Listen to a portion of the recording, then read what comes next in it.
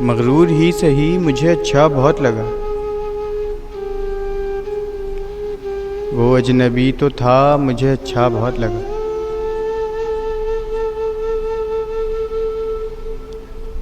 روٹھا ہوا تھا ہنس تو پڑا مجھ کو دیکھ کر،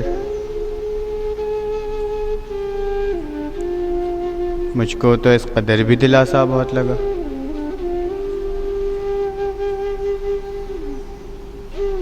صحرا میں جی رہا تھا جو دریا دلی کے ساتھ، دیکھا جو غور سے تو وہ پیاسا بہت لگا۔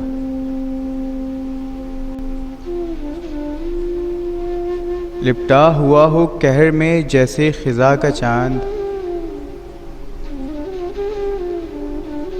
میلے لباس میں بھی وہ پیارا بہت لگا۔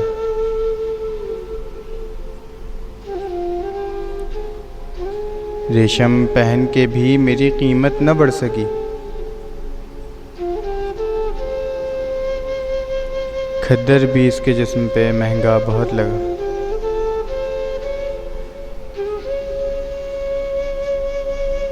محسن جب آئینے پہ میری سانس جم گئی،